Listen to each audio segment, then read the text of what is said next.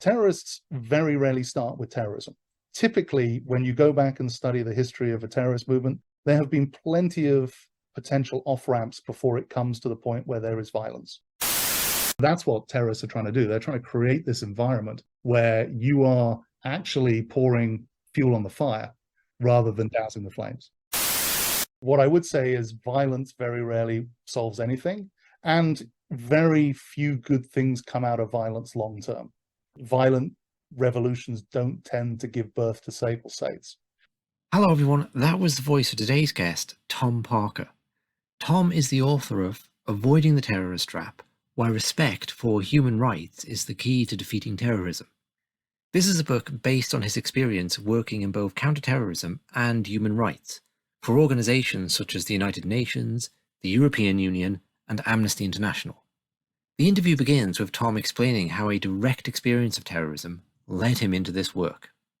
I'm an investigator by background. I went into investigations in the British Security Service because I was blown up in an IRA terrorist attack. So my interest in terrorism started with a bang, literally, and wanting to essentially do something practical to stop terrorism. And for me, that was joining the British Security Service, which is, for your listeners, broadly speaking, the UK's equivalent of the FBI, although it is not a law enforcement agency. So it's kind of like a domestic CIA. The US doesn't really have anything quite like it. And my role within that was essentially to be an investigator. I worked on a range of different targets, from counterespionage through counterterrorism, and I was seconded to the police where I worked on organized crime. So I'm an investigator that was focused on criminal activity of one sort or another. So that was my entry point to this. And if I'm absolutely honest, as a young officer, I wasn't particularly reflective about the task. I was very clear on who the good guys were and very clear on who the bad guys were, until I started working on Northern Ireland. And one of the things that the security service does very, very well is train its people and bring its people to a level of understanding about the organizations that they're working on and why they exist and where they come from. The security service has this thing called the Northern Ireland Background Briefing Course, or it used to, we're talking 30 years ago now, where you went away for a week with a bunch of colleagues and they gave you a variety of different perspectives on why there was a conflict in Northern Ireland. And I vividly remember coming out of that on a Friday afternoon and thinking, and bear in mind, as somebody who had been blown up by the IRA, I was not what you might consider sympathetic to their point of view. I remember coming out of that briefing course on Friday afternoon, heading to the pub thinking, my God, no wonder they hate us. And that was a really profound moment for me, because I hadn't really ever thought of the other side's arguments. And that's not to say that I thought what they were doing was right. And it's not to say that I thought what they were doing was justified. But it meant that I understood that terrorist threats don't fall out of the sky, clear blue sky. They are generated by interactions between one group and another group. And there are always multiple perspectives on why people think what they think. While we may often condemn the methods that people use to advance their cause, it can be very, very hard and possibly short-sighted to reject that cause out of hand, because there will be some merit to some people in that cause, regardless of what that cause is. And if you want to effectively combat that cause, you have to understand that. Effective response starts with understanding. And that means keeping an open mind and not bringing preconceived notions and, more importantly, preconceived solutions to the fight immediately. You need to take time to understand the problem, understand the parameters of it, understand the drivers of it, and then come up with appropriate tactics and strategy to address those issues in a way that you can reduce the level of terrorism. Terrorism, like crime, is going to be almost impossible to eliminate completely. So, your primary goal in counterterrorism is to reduce rather than eliminate the level of violence, at least as a first step. And then hopefully over time, you get to a point where there is a decline in the amount of activity. And hopefully by addressing the underlying causes of violence, you get to a point where the violence itself goes away. So let's encapsulate on that point regarding the employment of terrorism itself, because you write in chapter 1 that the strategic use of terrorism has evolved very little since it appeared on the world stage in the 19th century. And you quote Bruce Hoffman here, quote, terrorism is designed to create power where there is none, or to consolidate power where there is very little, end quote. Can you talk about that for a bit? Yeah, absolutely. I mean, terrorism is often referred to as the weapon of the weak, and that's an absolutely true observation. There is no terrorist organization on earth that has a fraction of the military power of the weakest government. So terrorists have to design alternate strategies to advance their political cause beyond meeting the enemy on the battlefield, because that will not end well. So what terrorism essentially is a contingent political tactic. It sets out to push a selection of buttons and to pursue a selection of strategic or tactical goals. And what I've argued in the book is essentially there are 6 goals that you can see that collectively come together to form what I refer to as terrorist doctrine. And this is something that we can see basically in terrorist writings and communiques. And terrorists are prolific self-publicists. It is a form of politics. You know, Clausewitz famously said that war is a continuation of politics by other means. Terrorism, likewise, is a continuation of politics by other means. So it is a form of communication. And to that end, terrorists have evolved basically a doctrine that sets out to put a number of tools at their disposal that have, you know, over the past 160 years been successful in some circumstances and not successful in others, right? So this isn't a guaranteed strategy for success. It's simply a toolbox that has been used by marginalized groups to basically get their cause on the political agendas of the states that they are in contestation with. So what I describe in the book, so essentially there are these 6 core themes. Asymmetrical warfare. This is, you know, essentially an analog to guerrilla warfare. You fight the enemy where they're weakest. You don't meet the enemy head on. You look for particular areas of vulnerability, and you try to use the enemy's strength against them in a multitude of ways. One thing is simply it is very hard to stay on alert for an extended period of time. So to maintain the level of, say, foot patrols or physical presence on the streets, all this costs money, and it is exhausting and tiring for the military or security forces that are trying to defeat terrorism. The terrorists, meanwhile, can go home and, you know, relax for 2 weeks because they know when they're going to come back. The state doesn't. So asymmetry can be a very, very powerful tool. Attrition is very closely allied to asymmetry. At the end of the day, it's cheaper to be a terrorist than it is to be a state. So asymmetry comes in a variety of different forms. There's physical asymmetry, but there's also financial asymmetry. There can be an asymmetry in morale. There is a morality asymmetry. People don't expect terrorists to behave very well. The clue's in the name. They do expect states to live their values. And when states don't live their values, it's very, very damaging to them. So most terrorists understand they're in it for a long fight. Most terrorists are also up against democracies that think in 5-year cycles. Terrorists tend to think generationally, and that's a very, very powerful tool. So, you know, even if you go back to very, very early sort of theorists in the terrorist field, people like, for example, O'Donovan Ross or the United Irishman, you know, they're very early on understanding that if they can make it too expensive for the UK to stay an island, the UK will leave. At the end of the day, this is true of almost any colonial situation. You know, colonization is a financial proposition. It's an economic proposition. You do it to make money for your society. You don't do it for prestige alone. And the second it becomes impractical or too expensive to maintain a presence in a country, there's a strong likelihood people will leave. So if you can create that sense over a period of time, you're likely to wear down the will and the commitment of a state to stay the course. And we saw that, for example, most recently in Afghanistan, where basically the United States was looking to get out of Afghanistan from the end of the Bush administration.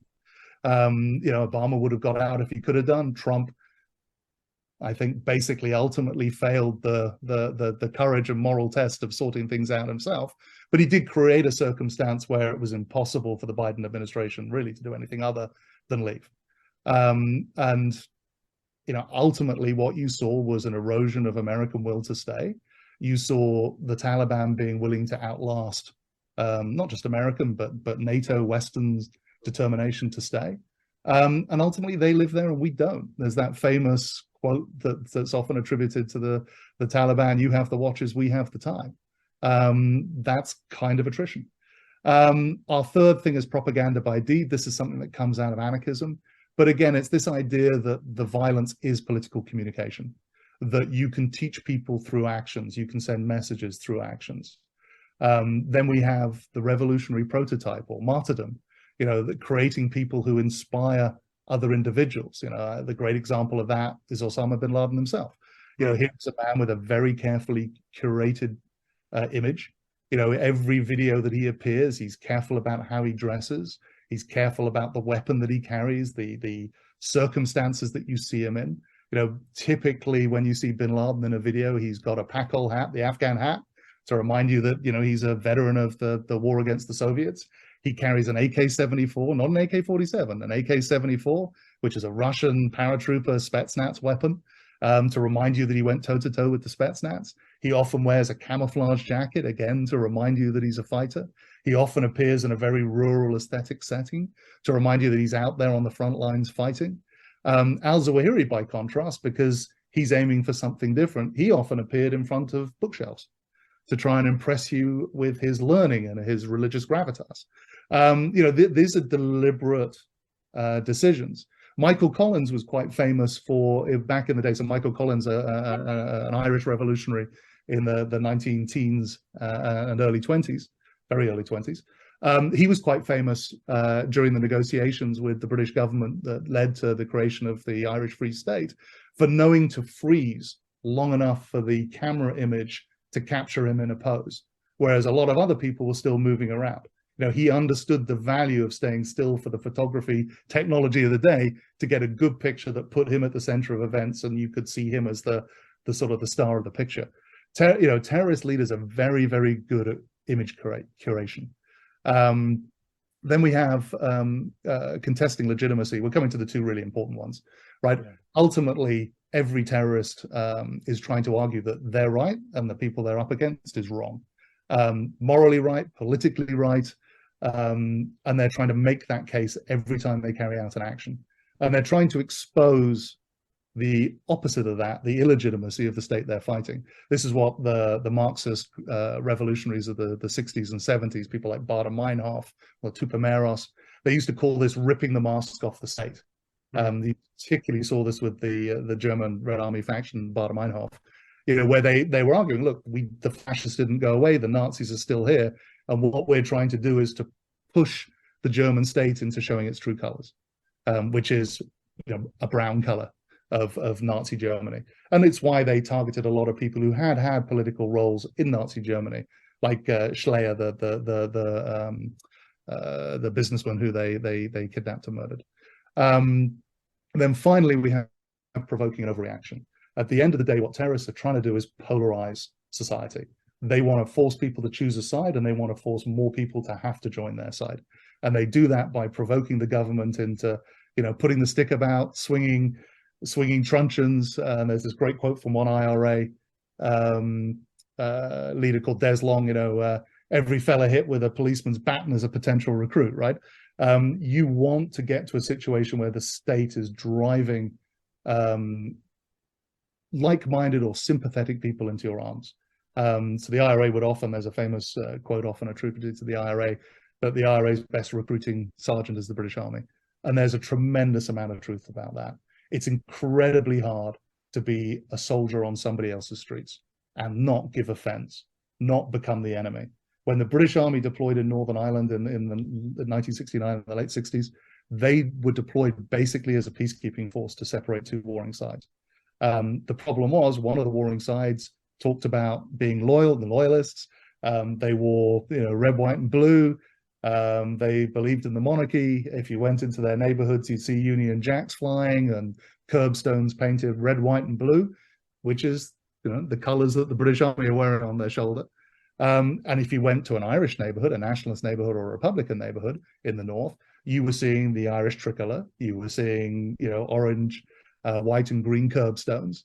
And people were not fans of the monarchy or fans of the kind of British institutions that most of the people serving in the British Army thought they believed in and they were there to uphold.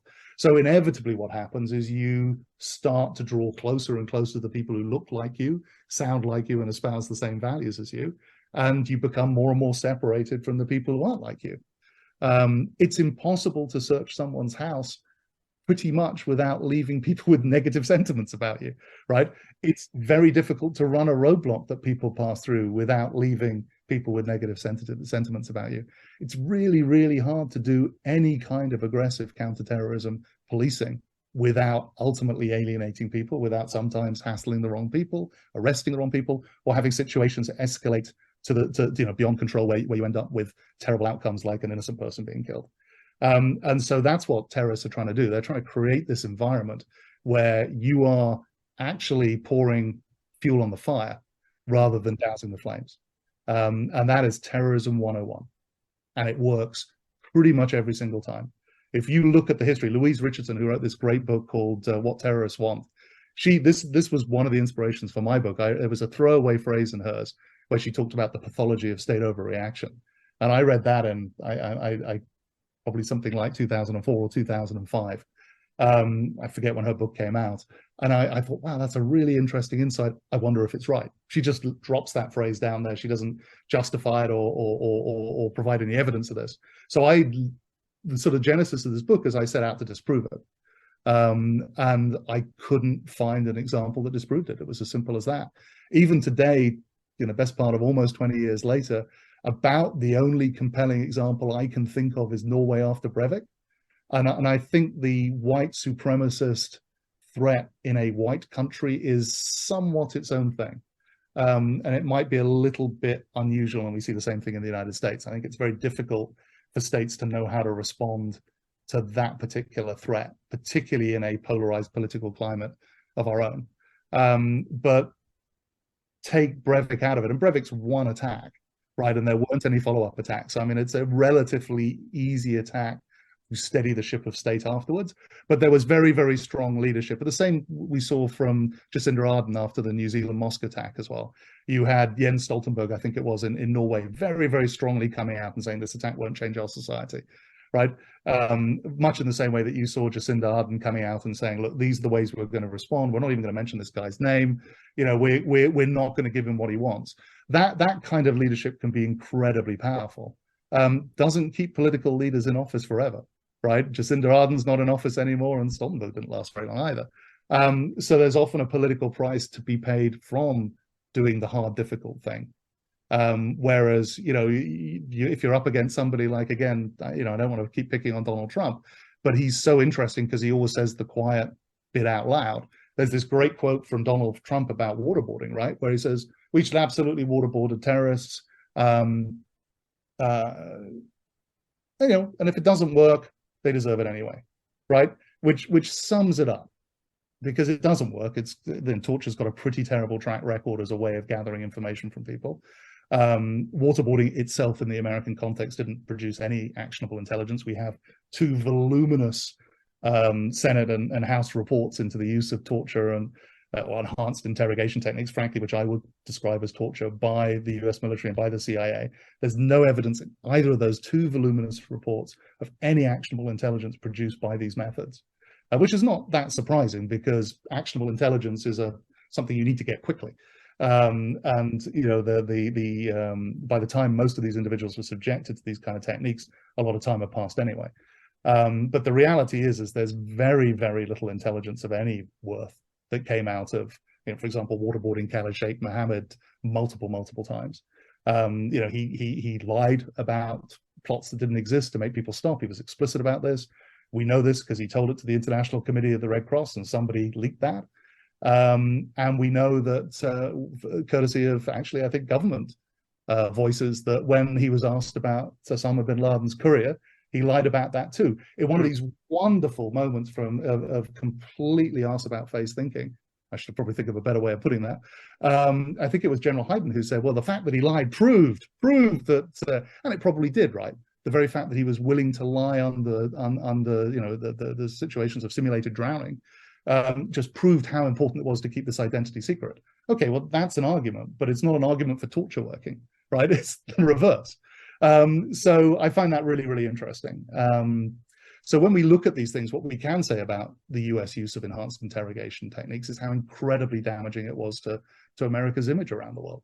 And you just have to see how synonymous orange jumpsuits are and some of those iconic pictures from Abu Ghraib in terrorist propaganda. There's a fantastic quote from General Petraeus about Abu Ghraib, where he says these sorts of things are non-biodegradable.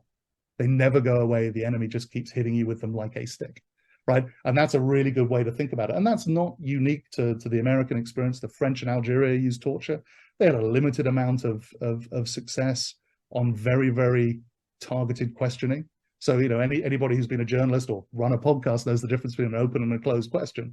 In a coercive environment, you can only really ask closed questions, right? Very, very simple yes, no questions. And in those circumstances, if you start a coercive interview with the wrong information, there's no way to correct to get back on a different track for the person you're interviewing to explain that you've misunderstood something. You're just going to bulldoze ahead with your preconceptions. And that's terrible intelligence gathering. You know, as a former intelligence officer, what I was trained to do was to get people talking, get people discursive, you know, lots of what did you do next? How did that make you feel? Much like a psychiatrist would when they're sitting down with someone, to get them talking and get them sharing. Because that's the environment where you get the opportunity to have somebody say, oh, why do you keep asking me about Peter? John's the guy you should be asking about. That doesn't happen when you're drowning somebody, right? He's either going to tell you where Peter is or he isn't. There's not going to be a discussion or a conversation. Now, rapport-based interviewing doesn't work every single time. Of course it doesn't. But it has no downsides. And when it works better. Torture very rarely works. And in my book, I wanted to do this. I found tens of examples of people who were tortured who didn't cooperate. And the more highly motivated the person is, the less likely they are to cooperate under torture. And it comes with huge downsides, both for the reputation of the state, the mental health of the people doing it. If you look at some of we call it now, the psychiatrists call it moral injury. If you look at some of the people who were involved in the abuse in places like Abu Ghraib, very high instances of PTSD as a result. And PTSD often lands hardest on the people who feel guilty about what they did, rather than having things happen to them. I mean, it can obviously strike people different ways, and some people obviously are tremendously affected about things that are done to them when they have done nothing wrong. But we do know that the people who do get involved in doing things that they themselves know are wrong, it's very hard to process that. In the dirty war in Argentina, the regular Argentinian military used to refer to the interrogators as the stained ones, because they were never the same way afterwards. And then the final thing you want to think about is that torture is an international criminal offense. There's no statute of limitations. And, you know, if you think your government is never going to change to your dying day, well, maybe, and you like the place you live, well, possibly you'll get away with it. But what I will say to people, and it's just about aging out now, but we still had a case last year, is we're still prosecuting Nazis. And that is the level of crime you are committing when you torture somebody. So, you know, if you're a young person, which you are likely to be if you're a soldier or a policeman, probably in your 20s, you know, you're going to have to live with what you did for another 50 or 60 years. And with all the changes of government that come and go with that, with all the things you might want to do in your life. So there is a tremendous price to be paid for using this tool, and very, very little to gain. And in those kind of cost-benefit analysis were the things I wanted to look at in the book, because the human rights community doesn't talk about that. Because the human rights community wants to talk about morality, they want to talk about law, as they should. So they're making an argument, okay, you signed up to the International Covenant on Civil and Political Rights, you signed up to the Convention Against Torture, and you're breaking that, and that is wrong. And that is absolutely right, and a totally great argument to make. The thing is it doesn't tend to persuade many people who didn't agree with that in the first place. And since the people who are often committing these acts are the soldiers, are the policemen, you've got to find arguments that resonate with them. And they're not bad people, right? There are people who are trying to achieve an objective under an enormous amount of stress. 99 times out of 100, when you see abuse in an interview room, for example, it comes from frustration. It's not because the person's a sadist or a bad apple. It's because they're under a lot of pressure to get a result. And it intuitively makes sense on some level to a lot of people, like Donald Trump, that if we waterboard somebody, they're going to tell us the truth, because wouldn't you? But the evidence doesn't tell us that happens, not very often. So that's the kind of conversation that I thought would be persuasive that I wasn't seeing anywhere. And one thing that you left out of my bio is, as well as having been an intelligence officer, I also worked for Amnesty International for 3.5 years. So during the first Obama administration, was a monitor in Guantanamo. So I used to go down to Gitmo as well, and was involved in a lot of the discussions that swirled around what to do about closing Guantanamo and drones and the sorts of things that were political issues in the first Obama administration. And so, I got to see both sides of this argument, and what I saw was essentially a dialogue of the deaf. Neither side was hearing the other. Both sides were talking past each other. Both sides were talking about different value systems. And I wanted to write something that would be able to take the lessons learned in one value system and try and explain them in a way that the other value system would see merit in them, and let other people make the argument about morality and right and law. And that's why I set out to do this, because I felt there was that sort of niche, that opportunity in the marketplace, as it were. Well, let's try and break down those points that you raised in the book and what you raised here today. And one of them is something that resonates with me. Adam, can I jump in with a follow-up? Just two quick follow-up questions. So one thing that occurs to me, Tom, because I think you're going to go on to something else in a minute, Adam, so I'll just pick up on two follow-ups from that. Yeah. One thing that occurs to me when you're saying about the overreaction that states have, and Norway being the exception, it popped into my head the London nail bombing of 1999. Now, I don't remember a big reaction to that in the UK. And I wonder, does this say something about how we perceive the threat in terms of an Islamic threat in the UK feels kind of other, and it might be inherently more scary, and there could be this huge Muslim horde behind it, and you don't know how extensive this thing is, it covers the globe. Whereas I think that right-wing skinheads in the late 90s appeared like a declining force. It didn't appear like these were going to be the threat of the new century. So do you think that's like a factor in terms of how much threat is sort of almost aesthetically perceived in terms of the state's reaction? I think that's a really, really interesting question. I'm desperately trying to remember the facts of that. No, it was 1999, if I remember rightly. It was, yeah. David Copeland. So, yeah, I think you raised some, and you kind of answered your own question, I think, a little bit. It was such an outlier. It wasn't part of a campaign. It was one person who was not particularly tied into any group. For the folks listening to this, it was a guy who was a neo-Nazi. He carried out a bombing at it was at Electric Avenue, I think, in Brixton, Brick Lane, which is that's an Afro-Caribbean neighborhood, Brick Lane in East London, which was sort of a Bangladeshi neighborhood, and of a gay pub in Old Compton Street, I want to say, in central London, where he only actually managed to kill a straight couple who got married that day, whose best man had taken them to the gay pub as a joke after their wedding. So that was what he did. He was caught quite quickly. So it was very terrifying, I think, for people in London for a 2-3 week period. But at the same time, terrifying for people who were used to bombs going off. Okay, you'd had the Northern Ireland peace process basically since 1998. This is only a year later. So the population of London was quite inured to terrorist threats. And as I say, this guy was caught pretty quickly, and he was a lone actor. And if I remember rightly, he was turned in by his father, I think. So he was caught on CCTV on the baseball cap that his dad recognized, and it was dad who called the police, I think, if I'm remembering it right. So I do think it's one of those cases where it never gathered enough momentum to dominate the public consciousness. Plus, by 1999, you've already had the Al-Qaeda embassy bombings in Tanzania and Kenya, and you are about to have the USS Cole bombing in 2000. So what you also have is a growing threat and a growing awareness of that threat. At the time, I'd left the security service at the time, so I have no sort of insider insights about this. But by the late 90s, the threat picture had shifted sufficiently to embrace the threat coming out of Islamic extremism. Largely that was because of the nature of the two attacks in Africa. They were so brutal, they were so callous. The willingness to maim and kill dozens and dozens of Kenyans to try and kill a handful of Americans, that is quite unusual in terrorism. And right off the bat, that grabbed people's attention as to the nature of this threat being somewhat different to anything that we've seen before. Right. The that's often used about Al-Qaeda is, before Al-Qaeda, terrorists wanted people at the table. Al-Qaeda wanted to blow up the table, right? So most terrorist groups had used political violence as a political tool to bring governments to the negotiating table. Al-Qaeda wasn't really trying to start a negotiation with anybody. It was trying to terrify people into leaving places.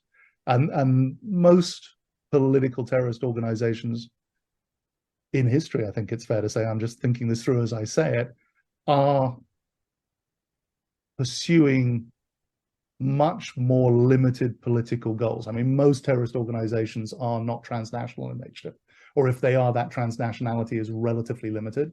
They are pursuing national goals.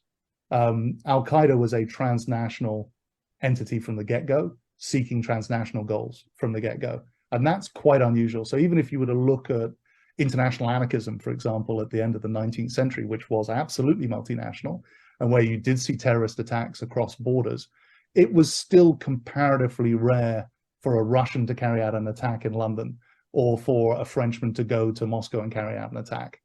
Most of the attacks within the international anarchist movement were carried out in the country where people were trying to overthrow a government. Probably the big exception to that would be the United States, where the anarchist attacks that did happen, because America is such an immigrant community, was often associated with Russian immigrants, people like Alexander Berkman, or with the Gallianists, the Italian anarchists that were very, very active and probably carried out the Wall Street bombing in the early 1920s. And that led to the Palmer Acts. So I think it's a little bit different. I think that transnational character in Al-Qaeda did change the way people were thinking about the terrorist threat. I think we were slow to catch up with the nature of the threat. And Copeland was just such an outlier. Right. But it's also fair to say, right-wing terrorism never went away. One of the arguments in our book, and we haven't touched on it, but there's a famous article about terrorism called The Four Waves of Terrorism by David Rappaport, who makes the argument that terrorism comes in waves. And in my book, and with a colleague in an article that we wrote for the Journal on Terrorism and Political Violence, we argue that there are no waves. There are strains, and they ebb and they flow, but they're always there to a degree. So if you looked at right-wing German extremism, for example, in the 80s and 90s, there's a series of bombings that take place in Germany. Britain didn't have a particularly violent or extreme right-wing scene in the 1990s. There was a group called Combat 18. I think I'm right in saying that the only person killed by Combat 18 was a rival record dealer that was also in the far-right sort of music sphere. But they never really, they beat people up, but they never really killed or murdered anybody that I can remember. If we looked at American right-wing extremism, we'd see some incidents in the 80s and 90s, the obvious biggest one being Oklahoma City. So, these things, they come and they go. They very rarely disappear completely unless the political driver for that terrorism disappears completely. So when we see sort of wars of national liberation, obviously, if a country becomes independent, the political cause for which the people were fighting is gone, and you're probably going to see terrorism dissipate. You might not see political violence dissipate. We see that in lots of states where the people who won, Zimbabwe being a great case in point, if you're used to killing people to get your way or to advance your political goals, once you're in power, it's not such a crazy thing to continue doing that. Okay. And we often see that as well. Yeah, I'd like to maybe ask you about that later. The other follow-up I had for the moment, and this is something Adam and I have discussed back and forth quite a bit, and it particularly came home to me when I was producing a podcast on the Spanish-American War and then the US invasion of the Philippines and the use of torture on Filipino insurgents then. So like not entirely dissimilar to waterboarding practice that was being used. And what struck me was the letters in the US press, and there's one particularly famous one from Mark Twain where he deconstructs, I think you know what I'm going to say, he deconstructs the basis for torture. And this is ridiculous. If you start pumping water into a man's belly and threaten to kill him, then he's going to tell you anything you want to know. How are you going to discern truth from fiction? So I'm thinking, gosh, this is over 100 years prior to Guantanamo Bay. And we have this kind of image of the CIA as this super intelligent organization that can go around the world and overthrow countries and governments at the drop of a hat. And, whether you think they're good or bad or grey, They're not stupid people. So how can what was obvious to Mark Twain in the early 20th century not be obvious to the super sleuths of the CIA in the early 21st? And it's just sort of reinforced by you saying the kind of education you received from MI5, where you were given a course on the different perspectives and then to have dialogue and so on. And this is not a new idea. So we either think that we're grossly overestimating the intelligence and capabilities of these people, or really they're being tortured to get them to admit to things they didn't do. Or in the case of Abu Zubaydah, there's reports that he was initially taken in and he started talking about having a connection to the Saudi government, and that's obviously not an acceptable answer. So if you bury him in a coffin for a few days, he comes out and it's actually, you know what, it was the Iraq government. So it's like, this is something that we've just gone round and round on. Were they being honest in the reasons they were using torture, and they're just like really not as good as we think they are? Or was there a more conscious, nefarious reason for it? Interesting question. Well, let's start by saying, if I remember correctly, the general that was responsible for allowing waterboarding was disciplined, which I find really, really interesting. So it would suggest that actually there was a stronger moral compass 100 years ago, perhaps, than there was in the immediate aftermath of 9/11. There were some really bad things that were done in the Philippines. Another thing I point out is we didn't really win in the Philippines. And we had a complex legacy. So I go backwards and forwards. We, for me, can be either America or English, being half and half. But the US did not ultimately, had a brief imperial moment in the Philippines. And it has left a very, very complicated legacy, having withdrawn from the Philippines. So the methods that we used, and that, I think, if I remember rightly, included sewing people in pig carcasses and dipping bullets in pig's blood as well, ultimately didn't really result in particularly favorable outcomes. So I think that's the first thing to say. The second thing to say, your point about why on earth would the CIA do it? A couple of different things, right? The CIA is not an investigative entity. It's an agent running agency, right? Its job is to collect intelligence. That is not actually the same job as interviewing suspects, right? That's what policemen do. That's what the FBI do. That's their skill set. And if you look at how the people who actually did this for a living reacted, people like Mark Fallon, for example, who was the senior NCIS investigator in Guantanamo, they knew it was done. And the case that you're referring to, Abu Zubaydah, the progress that was made with him was made by Ali Soufan, an FBI agent, and Mark Fallon when they were interviewing him, and it was when the CIA came in that he clammed up. So, first off, I think one of the things is people get outside their lane. The CIA's lane is not interviewing suspects. Then leadership really, really matters. So, we had this whole turn to the dark side moment with Dick Cheney. That is a hugely, hugely important moment, because that sets the marching orders for everybody who works in government. That tells you how you get promoted and how you get fired, how you move up and how you move down. And then we had senior leaders, people like Kofa Black, saying, I'm going to bring bin Laden's head back in dry ice. I mean, how juvenile a comment is that? And how unserious and how unhelpful, right? I mean, it's a man who's watched too many TV shows, even though he's a vastly experienced CIA officer. And I don't think you can set aside the emotion at the moment. 9/11 was, and I think, forget what that day was like for the people who lived through it. My wife and son were flying out of Boston Airport in the morning of 9/11. I was working for the UN at that point. I was a war crimes investigator in the Balkans. I was in Mostar in Bosnia. And it took me 8 hours to establish that my wife and son were not on one of the two planes that flew into the towers. My brother-in-law's a New York City firefighter. It took me, likewise, 8 hours to make sure to discover that he was still alive. I still remember getting through to my sister-in-law, and her telling me, the first thing, she was brilliant. The first thing she said before she said anything else is, everybody's okay. That was a really, really powerful experience for me. I can feel myself getting slightly choked up even talking about it today, 20 years later. Politicians are human beings too. They're just as prone to all of those emotions of anger, fear, aggression, and the desire for revenge. What was Bush's comment? I hear you, and soon everybody around the world is going to hear you. Well, he wasn't wrong about that. But at the same time, that reaction kind of marks the beginning of American decline. The thing about power is incredibly powerful in the abstract. it becomes less and less meaningful when you try and use it, because power is never as strong as you think it is. China's learning that at the moment. Wolf diplomacy, wolf warrior diplomacy. And this kind of approach never works. It alienates everybody around you. You're not as strong as you think you are. And even when America was the colossus bestriding the world from a military standpoint, it still struggled to ultimately impose its will on two quite small countries with very little money and very few resources. And that was the reality of American power when we actually tried to use it. So I think there's a lot of things going on, but I wouldn't jump to the assumption that there was a nefarious plan from day one. I think you had very bad leadership. You had some very bad assumptions made. And I think Donald Rumsfeld and Dick Cheney in particular carry a lot of responsibility for that. You know, and neither of them are stupid men. And Rumsfeld, there's a lot of quite thoughtful quotes from him. You know, he has that great quote about, you know, we need to understand whether we're killing more terrorists than we're making.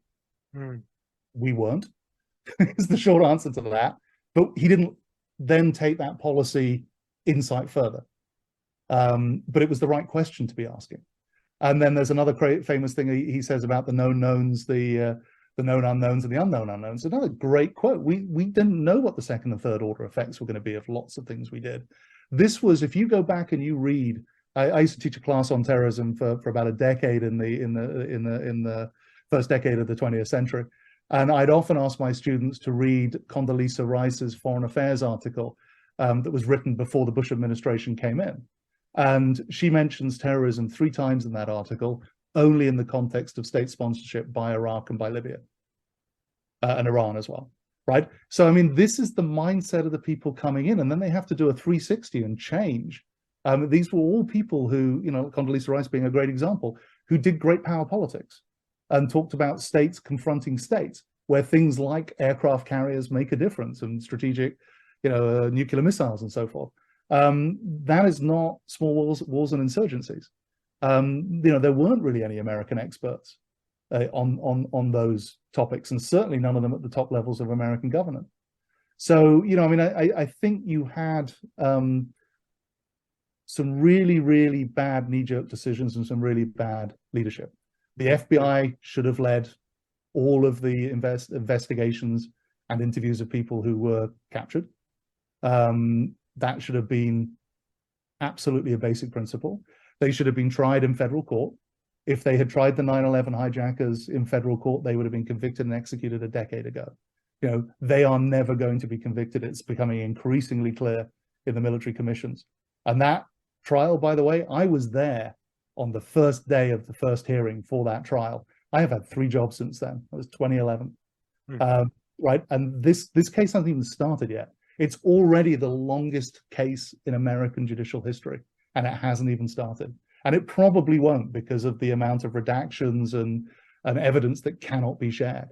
It's now everybody in the press this week, we're talking about plea deals so that the victims can actually ask questions of the individuals, so that they get a degree of closure, because they haven't had a degree of closure for 20 years. That would not have happened if we'd gone to federal court. Simple as that. And it would not have happened if we hadn't tortured those people. Simple as that.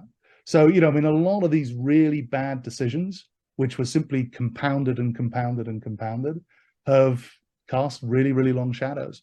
But I think it was hubris and arrogance and misplaced aggression, rather than any sinister, predetermined intent to reach a particular outcome.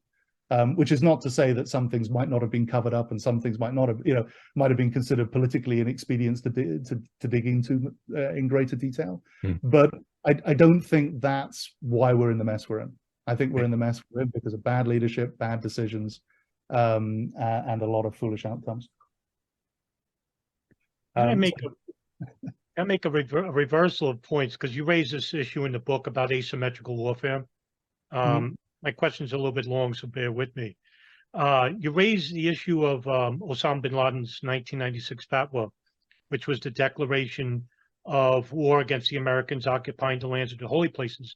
And bin Laden actually was a voracious reader of Mao Zedong, and he's read the book on guerrilla warfare, which you mentioned in the book, in which Mao Zedong writes, with the first rule of guerrilla warfare is to engage a stronger enemy, and when they withdraw, he advances. Well, in Osama bin Laden's declaration, he writes, quote, "It must be obvious to you that due to the imbalance of power between our armed forces and the enemy forces, of suitable means of fighting must be adopted, such as using fast-moving forces operating in total secrecy. In other words, to initiate guerrilla warfare where the sons of the nation and not the military forces take part in it," end quote. Zawahiri states that they must bleed America economically, poking it so that it continues its massive expenditures on security, making America weak in regards. My question to you is, do you think they were successful employing these strategies? Yes, I do. Very successful. I mean, I would argue that 9/11 is by far and away the most consequential terrorist act in history. And it might actually be one of the most consequential political acts in history in terms of the small amount of money spent to the impact and lasting impact that resulted. Sorry, I've got a dog trying to get up onto the bed here. Sorry about that. Yeah, so I would say, yes, they're absolutely 100% successful. They adhere to all of the terrorist doctrine that we've been talking about. And they pursue those goals because they were informed by previous iterations of terrorism and previous writings on terrorism from around the world. And, you know, bin Laden was a student of this. It wasn't just Mao Zedong. He also read, for example, Giap, the Vietnamese general. I often say to people, do you know who's quoted more in Al-Qaeda manuals than anybody else? It's Mao Zedong. It's not Mohammed. It's not Saladin. It's Mao. So there is this sort of concept of contagion that we have with ideas, right? That terrorists, we know they read about other terrorists. Ayman al-Zawahiri wrote a book called The Bitter Harvest, which was a political analysis of the Muslim Brotherhood and why it failed in Egypt. Avram Stern, the guy who set up Lehi, the Stern Gang, Jewish nationalist terrorist in the 1940s in the British Mandate, you know, he actually translated a book from English called The Triumph of Sinn Féin about the Irish War of Independence.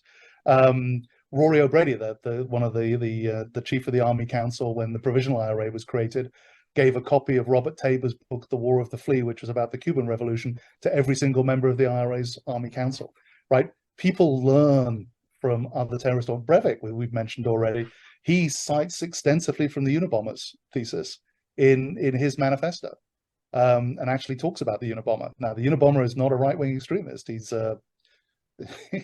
possibly mentally ill, and he's somebody who's almost like a green extremist. You know, a lot of, you know, he's anti-technology and was set off by seeing airplane contrails over his, you know, rural hideaway.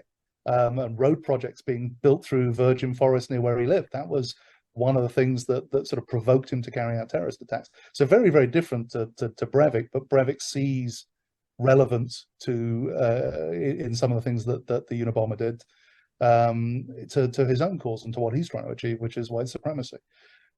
So, you know, there's definitely a sense in which bin Laden and al-Zawahiri had coherent plans that they were trying to achieve. We know this. You're absolutely right. We know that Zawahiri talked about the economic cost of 9/11, and that's exactly the same thing that the IRA talked about as well. There was a study done by a British government agency in the 1990s that reckoned that for every pound the IRA spent, the British government had to spend 80. Now, I think that's a gross underestimation, actually.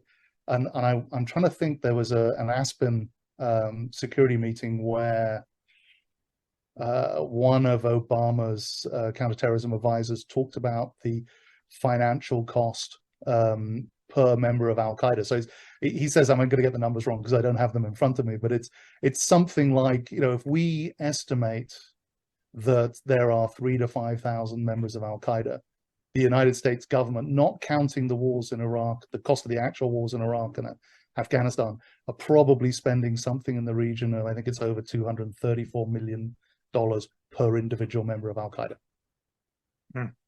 Right? Now, that is not a sustainable conflict. Another one of my favorite comments, the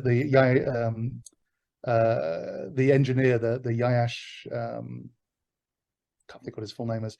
There's a Palestinian Hamas bomb maker who was killed by the Israelis after he carried out, or after he prepared the suicide vest that we used in a couple of bus bombings. It's quite a famous case. He's the bomb maker that the Israelis killed by putting Semtex in his phone, getting a phone into his hand that they then detonated while he was on a phone call.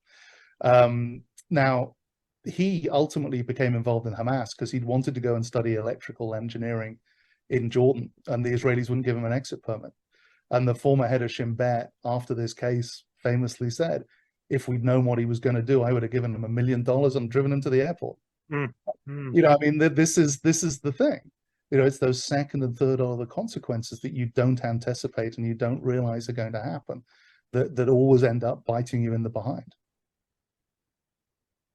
It's, you know, I find it fascinating that a lot of this, a lot of the agendas of terrorism, especially with Arab fundamentalism that we saw in the 1990s, are basically a response to foreign policy. However, throughout the whole decade of the 90s, and from my studies, is that from the state's perspective, it's basically that they're doing it because they're a Wahhabi-led ideology that basically hates the very nature of the United States because of religious indifference or atheistic polytheism. But that's never the case. Take, for example, Ramzi Youssef in 1993, where he basically was allowed to speak for an hour during his sentencing. Nothing about women wearing short skirts, nothing about the United States being a Christian nation or an atheist nation, everything to do with U.S. foreign policy with Israel. However, as bin Laden's noted, or Zawahiri, or Mohammed Atef, the military commander of al-Qaeda, they gave dozens and dozens of interviews or declarations throughout the press where they basically talk about the responses that they'll make, which is really unique in its own retrospect. I've studied foreign policy, I've studied terrorism for a couple of years now, and I think it's very unique that the Arab fundamentalist will tell you why they're attacking you before they even attack you, in hopes of changing the idea in terms of policy. And you mentioned in your book prominently that this misconception about how we deal with terrorism is almost a direct invitation for these people to attack us without changing our foreign policy. Do you think that there is a misconception even still today regarding how we deal with terrorism because of our ignorance regarding foreign policy? I think there's a couple of things to say here. I mean, the first thing is multiple things could be true, right? So terrorism is never monocausal, and you can have political and personal and religion and ideational reasons for wanting to fight people. I don't think for a moment the reason we had a threat from al-Qaeda was because, what was it Bush say, they hate us for our values or our freedoms. I mean, that was not why obviously any of this was happening, and your analysis, I think, is spot on. I mean, this was mostly about geopolitics and decline of the Muslim world. A comment that's often made about bin Laden is he paid an awful lot of lip service to Israel and the occupation of Palestine, but never really did anything about it in terms of his own actions. And I think that's a fair critique. But you could argue that's all about legitimacy, and that's all about linking what he's doing to a broader struggle. And, you know, at the end of the day, the Palestinian cause is seen in, you know, as a legitimate cause by large swathes of the world's population. So it's a great way to hook your star to somebody else's cut. So you could argue that's why that's in there. But you're absolutely right. Terrorists very rarely start with terrorism. There's a great quote from Trotsky: revolutions happen when there's no other way out. Typically, when you go back and study the history of a terrorist movement, there have been plenty of potential off-ramps before it comes to the point where there is violence. Northern Ireland's a great example of that. Before we had the Provisional IRA, we had the Northern Ireland Civil Rights Association. And as the name suggests, not a terrorist organization, a civil rights organization directly inspired by the civil rights organizations, so the civil rights movement in the United States and Martin Luther King. Non-violent marches, and one of the turning points for that non-violent campaign for more Catholic rights in Northern Ireland was the brutal attack on a march at Burntollett Bridge by police and auxiliary police, the Peace Specials. And we know that the Devlins, for example, Marianne Devlin and Her sister were on that march, Bernadette. And, you know, they talk about, you know, seeing the hatred in the eyes of the people attacking them and realizing we're not going to be able to negotiate with these people. We're not going to be able to reason with these people. Bobby Sands, the famous hunger striker, you know, he also talks about Burntolet Bridge being the moment where he realized compromise, there wasn't going to be a compromise. The only option they had was to fight. And that's true, right? They were in a democracy where they have 40% of the votes. And you can't win anything with 40% of the votes in a democracy. It doesn't matter how fair the election is. And it wasn't wildly fair. I mean, it's a somewhat gerrymandered province. And, you know, they were never going, there was no peaceful political path to becoming equal members of Northern Irish society. It was as simple as that. So, and ironically, now we're in a situation where the majority of people in Northern Ireland are Catholics, you know, because of the demographic shift that's taken place in Northern Ireland over the last 40 years. So oddly enough, that has reversed itself now, and could become an increasing problem for the loyalist side. So these things are, you know, they nearly always are political causes that start in a non-violent context that turn to violence because all the other outlets are blocked. So, you know, there's an argument, you know, social constructivists would say there is an argument to be made that terrorist organizations are socially constructed by the states they oppose. And I think there's a lot of truth in that. If I could ask a follow-up on that, Tom. So what intrigued me in reading your book was it's obviously written from the perspective of advice to governments, to states about this is how there's a mishandling of terrorism. But I wondered, what would you say if you were approached by a young man who said, look, Tom, I'm thinking about getting into terrorism and you're an expert on this, but my situation in Palestine in 1960s North of Ireland, where you're approached by Ramzi Youssef in 1991, and it's, I don't care, I don't want to hear about this morality stuff, okay? To me, it's, we live in an us or them world and I choose us. Is this going to be an effective strategy, or what else would I do at this point? Because in North of Ireland, some of the people involved in the civil rights movement think the whole IRA thing was a total like violent distraction from that, and they would have ultimately got their goals without the deaths of thousands of people there. And people obviously debate the virtues and vices of a non-violent approach. So what would you say to someone in that position who was considering becoming a terrorist? So there's a great Jimmy Stewart movie called Shenandoah about the American Civil War, and he plays a farmer in the Shenandoah Valley who won't join sides. And at one point during the movie, somebody asks him how the Civil War is going, and he replies, and it's a brilliant reply, it's like all wars, the undertakers are winning it. So what I would say is violence very rarely solves anything and very rarely delivers good outcomes for anyone. The people who use it, the people who suffer it are on the receiving end of it. And very few good things come out of violence long term. Violent revolutions don't tend to give birth to stable states. So I think there's a lot of arguments to say to people that this violence is unlikely to bring you a happy outcome, and I think that's true, both personally and, you know, in terms of where you're hoping your society will go. And of course, the other thing is nobody's vision. No one has a vision for society, the future of society that's going to be accepted by everybody else in the rest of the population, right? You know, if you've got a national liberation movement, at the moment it's over, the question is, okay, which bit of the national liberation movement is now going to run the country? Think of the Iranian Revolution, right? There were communists involved in that. There were, you know, liberals involved in that. There was Ayatollah Khomeini and religious radicals. Well, what ultimately happened is a large number of groups who were involved in that revolution ultimately ended up being wiped out by the Shia establishment. Yeah, so yeah, I think ultimately the bottom line for this is that violence begets violence, and you are unlikely ever to end up with a profoundly positive outcome by picking up a weapon. And there are other effective strategies that have historically proven to work really, really well, and non-violence is one of them. Look at the civil rights movement in the States. Look at the movement for Indian independence and Gandhi. You know, these were very, very effective strategies. There was violence in both of those cases as well by other actors, but the heavy lifting done towards achieving political change was done in large part by non-violent opposition movements. So I think there are always other tools, and those other tools have proven to be very effective in the past. So I think you can make a strong argument for them. Okay, thank you. Is there, let's talk about the response, because you talked about in part 3 of your book about countering terrorism within the human rights framework. And you started with the quote that there is a profound and persistent belief in many national security establishments around the world that international legal regimes and human rights norms prohibit effective action against terrorism.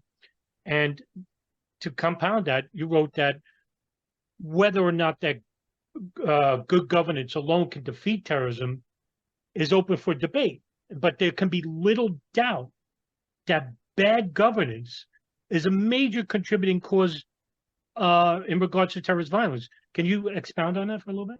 Yeah, I think that's exactly right. I mean, there's nothing bad that's going to come from good governance. You know, it is an absolute good in itself. Defeat terrorism, I think that is a much more open question, and some people can be unhappy in well-governed societies.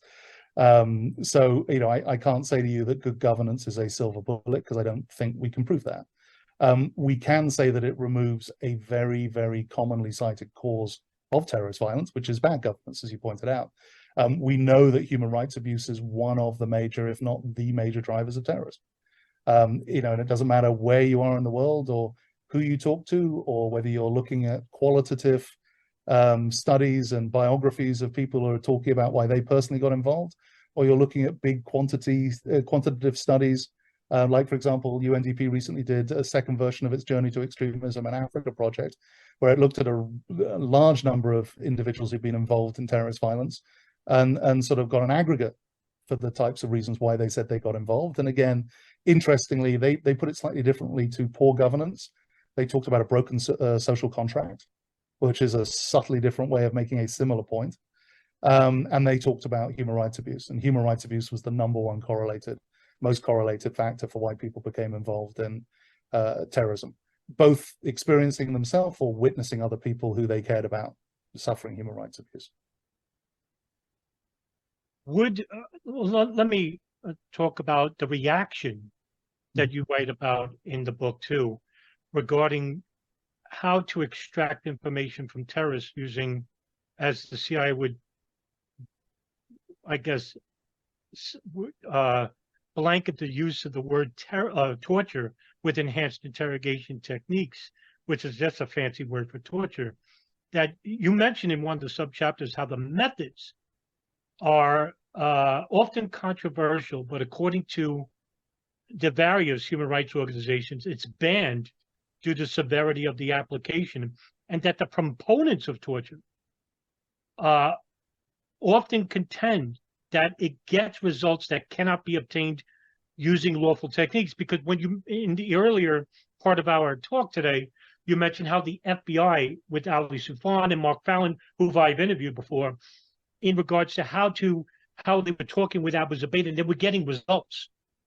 As soon as the CIA heard about this, Tenet basically ran to President Bush and said that they need to take control of the situation. When they did, one of the first things they did was that they were going to rape his mother, put him in a coffin box, and then all of a sudden he shut down. When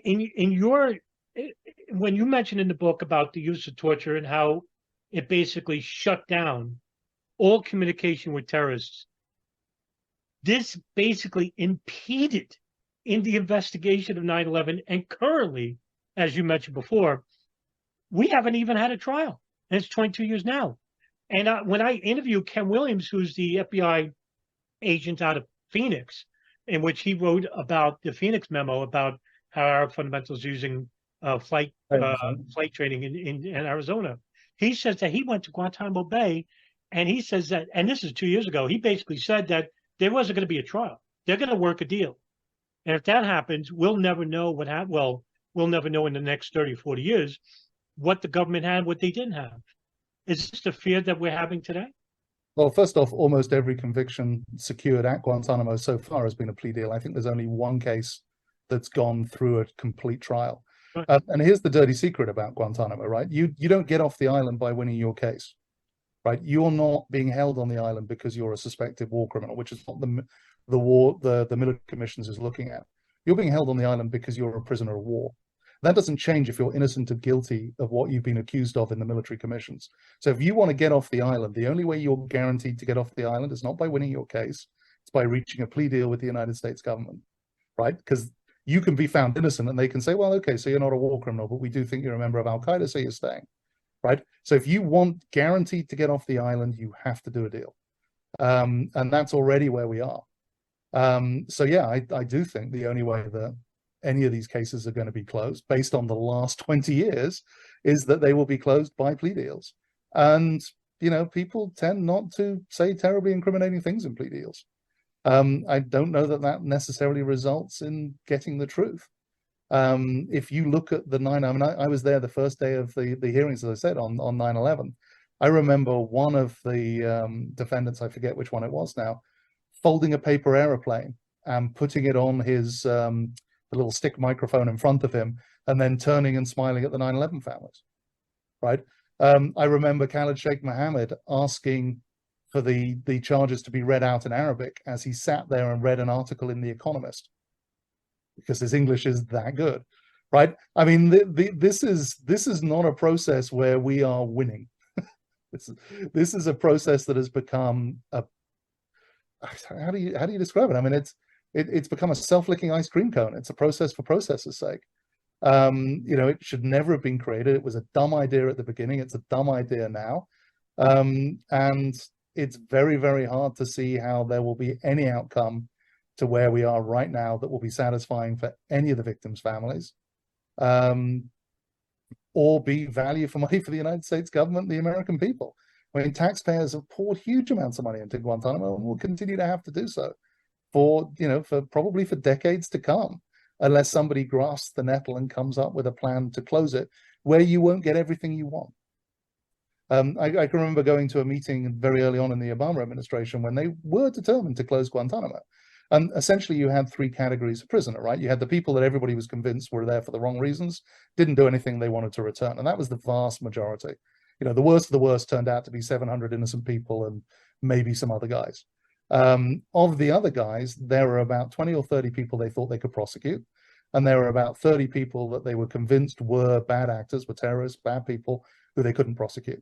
So if you wanted to close Guantanamo, the only thing that ultimately mattered was what were you going to do with the 30 people you thought were terrorists who you couldn't prosecute. And unfortunately, in the real world, in the world of laws, there is only one way to deal with that, which is if you can't prosecute them, you release them.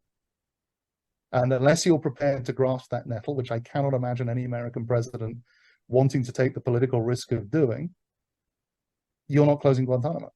And that's where we are. So in response to terrorism, it seems that there's very few programs left in defeating it. But one program I want to get your thoughts on, because you mentioned about the de-radicalization process. In chapter 3, you mentioned that the de-radicalization program and the effectiveness of these programs and how disengagement and de-radicalization initiatives have become an integral part of many countries' counterterrorism strategies. In one particular, when I read this, I immediately thought of the de-radicalization process regarding former Abu Sayyaf members. Mm-hmm. And it seems to be working there. Is that one of the, is that such a program that could actually work in regards to how we do it here? Yeah, I mean, there are a variety of de-radicalization programs around the world, and they've had a variety of successes and some failures. Nothing's 100%. Nothing can guarantee only one outcome, reformed people. But the recidivism rates from most DDRR programs, disarmament, demobilization, rehabilitation, and reintegration programs are pretty good. But the problem for a lot of terrorism policy is we live in a zero-sum world when it comes to terrorism. And you know, pretty good is often not good enough for particularly in a democracy, for policymakers who have to own the failures. And that's a challenge. But yeah, absolutely. A lot of people get involved in terrorism organizations for banal reasons. They get involved because of their family connections, you know, the social networks they move in. They're not necessarily particularly committed, They might be very young. They typically are very young. They're typically going to be between sort of 17 and 24. People grow out of it. People, a lot of reasons why people often say they want to leave terrorism. And I looked at a lot of different stories. Some people leave because they want to get married. There's a member of the Italian Red Brigades who said, I left because I wanted to have a dog. He couldn't imagine a world living underground where he had a dog. People, often in the agent running business, we talk about 3 moments of vulnerability when it's always worth pitching somebody: when they turn 30, when they have their first child, and when they get married, right? Because people's horizons have broadened and their interests have moved. So you have an opportunity, when they are looking at having a life after the movement, to bring that person, find a political exit strategy for them. The Italians did this very successfully with something called the Penititi program, where they basically created 2 categories of prisoner, big penititi and little penititi, grande and piccolo. Basically, if you gave them intelligence, you got a big reduction in your sentence. And if you disassociate yourself, you got a smaller reduction in your sentence. And that was really, really powerful. A lot of ideologically driven terrorist movements also age out. It's very different with national liberation movements, because if you are, occupied, if you're part of a colony, until that goes away, there are always going to be young men who, if the situation is repressive, who will want to fight against it. So that can go on for generations. But, communism, Islamic extremism, there's a shelf life. If you talk about it for 10 years or 20 years or 30 years and you don't deliver what you've been promising, people will look for a new idea. And that's true on the right, it's true on the left, it's true with religion. So there's also a sense that ultimately, and we're seeing it, I think, now with Islamic extremism, that ideas, when they fail to deliver, ultimately wither away and people look for something new. And most terrorist organizations terrorist movements last for at most 30 years. And most go a lot quicker than that. Thanks for listening, everyone. We ran out of time before we ran out of questions, so Tom has agreed to come back on in the near future. If there's anything you think we should ask, please do leave a comment.